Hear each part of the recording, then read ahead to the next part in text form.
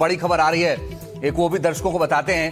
अहम खबर यह है कि ईरान के 170 ठिकानों पर इजराइल ने अटैक किया है। इस वक्त की बड़ी खबर, ईरान के वाटर प्लांट पर भी हमला हुआ है।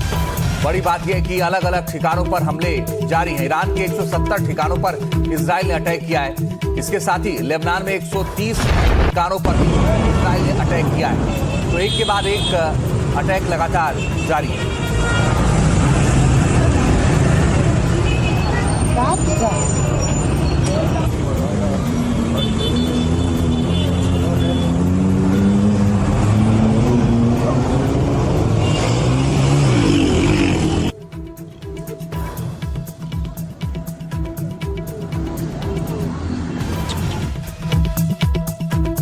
और इस बीच एक और अहम खबर आ रही है, वो भी आपको बताते हैं। बहरीन में अमेरिकी बेस पर मिसाइल अटैक हुआ है।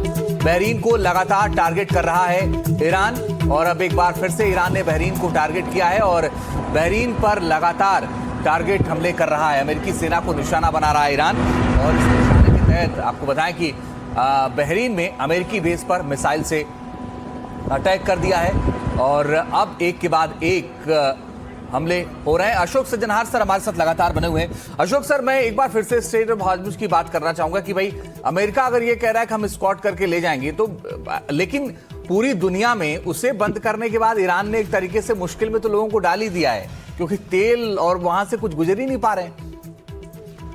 जी आप बिल्कुल ठीक कह रहे हैं। देखिए, अमेरिका ये ऐलान तो कर दे, परंतु उसकी क्या सक्षमता है इस ऐलान को पूरा उस पर जमीनी तौर पर उसको पूरा करने की? तो मेरे विचार में बिल्कुल नहीं है, क्योंकि अब ये कागज पर रहेगा। उसने ऐलान किया है राष्ट्रपति ट्रंप ने, और जैसे हम बात कर रहे थे, जैसे जनरल सिवाश ने भी बताया, जो वहां पर उनके पास ड्रोन है और वो बिल्कुल ही उनका करीबी क्षेत्र है। तो मतलब ऐसा भी नहीं है जो आपको लॉन्ग रेंज चाहिए या ज्यादा प्रिसिशन चाहिए, वो तो बिल्कुल वहां से उनको मार सकते हैं। और देखिए दूसरी बात है, वहां पर जो करीब 150 से ज्यादा टैंकर और नेवल वेसल्स रखे हुए हैं पर्शियन गल्फ में। राष्ट्रपति ट्रंप ने करीब 2 दिन पहले ये वाला आश्वासन दिया था, जो हम यहां से आप आइए, हम आपको वो देंगे, सिक्योरिटी देंगे, आपको सुरक्षा देंगे, आपको कोई दिक्कत नहीं होगी। परंतु उसके बाद भी उनकी बात पर कोई चलने के लिए राजी नहीं है। और दूसरी बात इसमें यह है, जो वहां पर जो इंश्योरेंस कंपनीज हैं जी, वो वहां पर जोखिम नहीं लेना चाहती। कोई भी इंश्योरेंस कंपनी वहां पर इंश्योर करने के लिए राजी नहीं है, क्योंकि ईरान ने पहले ही कोई वहां से जा रहे हुए नेवल वेसल्स को उसने निशाना बनाया है, उसने मारा है।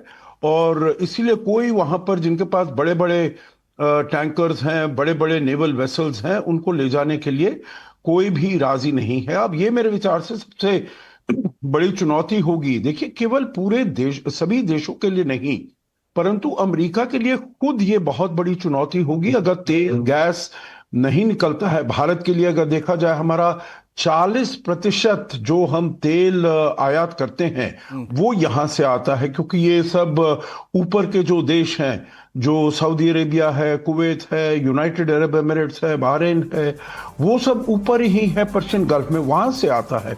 और हमारा करीब 40% से ज्यादा हमारा गैस वहां से आता है। और हम देख रहे हैं जो अभी कतर में, जहां से हमारा सबसे ज्यादा LNG और LPG आता है, वो वहां पर उन्होंने प्रोडक्शन बंद कर दिया है, क्योंकि ईरान ने वहां पर उनको मारा है।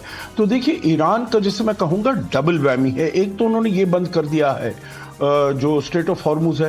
दूसरी, जो पहले मैं बता रहा था, जो रास तनूरा रिफाइनरी को उन्होंने मारा है, उन्होंने बहरीन की रिफाइनरी को मारा है, उन्होंने कतर की रिफाइनरी को, यूनाइटेड अरब एमिरेट्स में, वहां पर तो सबसे ज्यादा उन्होंने हानि पहुंचाई है। तो वहां पर बहुत सारी ऐसी रिफाइनरीज हैं जिन्होंने काम करना बंद कर दिया है। अब अगर युद्ध जब कभी थोड़ा सा खत्म भी होता है, उसके बाद भी इन सब रिफाइनरी को सीधे अपने उस पर आने में, क्रम पर आने में कम से कम 3-4 सप्ताह लगेंगे। तो इसीलिए पूरी दुनिया के लिए, न केवल भारत के लिए, अब चीन ने कहा है हमारा सबसे ज्यादा तेल है वहीं उस क्षेत्र से आता है, तो उनके लिए भी बहुत मुश्किल है। जापान, साउथ कोरिया, ये सभी देश उसी क्षेत्र पर निर्भर हैं और इसीलिए पूरे विश्व में ये बहुत ही मुश्किल दिक्कत होने वाली है आने वाले वक्त में अगर ये नहीं रुका तो। बड़े ये सर लौट रहे आपके पास, एक बड़ी खबर आ रही है, मिडिल ईस्ट वॉर में मारे गए सैनिकों के परिजनों से मिले हैं डोनाल्ड ट्रंप। इस वक्त की बड़ी खबर आपको बताते हैं दर्शकों को। मिडिल ईस्ट में वॉर में मारे गए सैनिकों के परिजनों से मिले डोनाल्ड ट्रंप। मारे गए सैनिकों के पार्थिव शरीर को लाया गया है। डोवर एयरफोर्स बेस पर हुआ है ऑर्गेनाइज्ड ट्रांसफर। अमेरिकी राष्ट्रपति डोनाल्ड ट्रंप ने दुख जताया है। तो राष्ट्रपति ट्रंप मिले परिजनों से, उन्होंने दुख जताया है।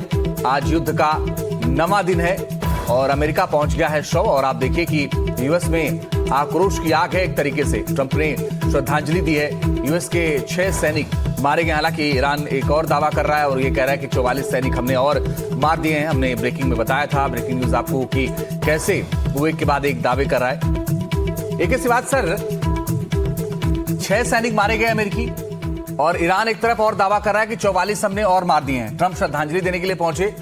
ये यूएस के लिए कितना बड़ा लॉस है एक देखें एक हिसाब से? तो देखो, सच्चाई यह है कि बॉडी बैग्स नहीं ले सकती अमेरिका की पब्लिक, और ये उनको पता है कि वैसे भी उनकी अप्रूवल रेटिंग जो है डोनाल्ड ट्रंप की नीचे जाती जा रही है और मिड टर्म इलेक्शन है नवंबर में। तो ऐसे में बहुत बड़ा खतरा है। अगर ज्यादा कैजुअलिटी होती है अमेरिकन ट्रुप्स की तो ये मुझे लगता है बहुत बड़ी सेटबैक होगा डोनाल्ड ट्रंप पे। कहीं ना कहीं बात आती है कि की अगर रजीम चेंज होनी है, अगर रजीम चेंज होनी है ईरान में तो फिर आपको बूट्स ऑन ग्राउंड करने पड़ेंगे। मगर बूट्स ऑन ग्राउंड अगर करेगा तो फिर बहुत कैजुअलिटी होंगी। और इराक और अफगानिस्तान और लीबिया में क्या हुआ था, तो ये है कि अब दुविधा में है अमेरिका भी कि कैसे इस लड़ाई को आगे लेके जाना है। अब वो डिपेंड कर रहे हैं अपनी फायर पावर पे। अगर आप देखें वो 3rd एयरक्राफ्ट कैरियर ग्रुप को भी लेके आ रहे हैं कि अभी जो कि यूएसएस जॉर्ज बुश है उसको लेके आ रहे हैं कि वो ये चाहते हैं कि किसी तरीके से फायर पावर बढ़े। 2 पहले ही हैं aircraft carrier, USS Ibrahim Lincoln और गैरेट फोर्ड है। अब वो तीसरा ले आके वो डिपेंड नहीं होना चाहते मिडिल ईस्ट की जो कंट्रीज वहां से भी बेसिस से, बल्कि अपना फायर पावर वो सी से ज्यादा इस्तेमाल करें ईरान पे। ईरान के एनर्जी सेक्टर को भी बर्बाद किया उन्होंने शाम को। Command and control system, logistic supply वो भी करें। मगर सच्चाई है ईरान भी पलटवार कर रहा है और ईरान को लगता है कि ये जो मिडिल ईस्ट की कंट्रीज हैं जिस जो ऑयल और गैस में रिच हैं, उनकी जो अगर आप मैन्युफैक्चरिंग कैपेबिलिटी को खत्म कर देंगे या उनके ऊपर हमला करेंगे तो ये अमेरिका की दुखती हुई नब्ज है। क्योंकि ये कंट्री शोर बचाएंगे अमेरिका को कि भाई हमारे को नुकसान हो रहा है, लड़ाई बंद करो। तो मुझे लगता है कि जैसे उनके प्रेसिडेंट थे मसूद पेजिस्कियान, उन्होंने बोला था कि हम हमले करना बंद करेंगे, वो बात ओवरटर्न कर दी इसलिए कि ये तो उनका ट्रम्प कार्ड है। जितना प्रेशर डालेंगे मिडिल ईस्ट की कंट्रीज पे उतना ज्यादा वो एक प्रकार प्रेशर डालेंगी अमेरिका पे। दूसरी बात ये हो रही है स्टेट ऑफ हार्मुज।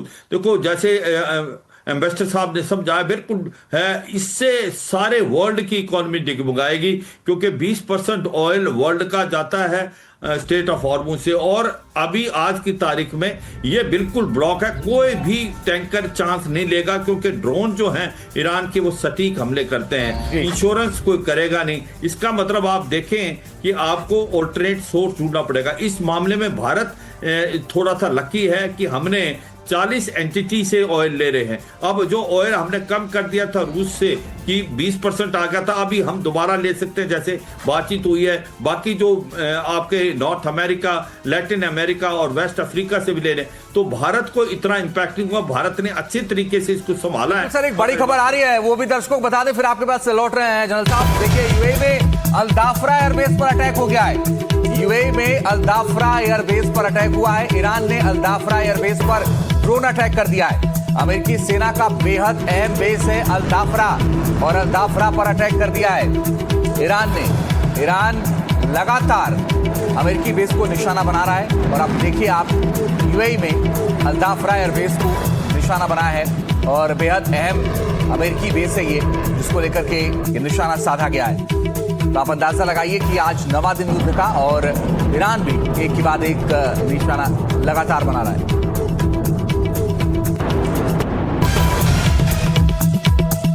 एक और बड़ी खबर, कुवैत ने ईरान के 2 ड्रोन को मार गिरा है।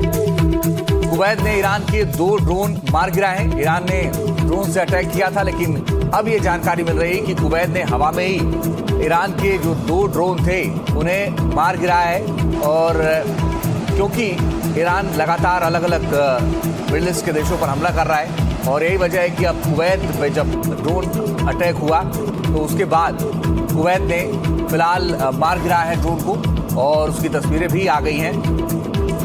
हालांकि वॉर ज़ोन की तस्वीरें, लेकिन अब आप ये देखिए कि कैसे ड्रोन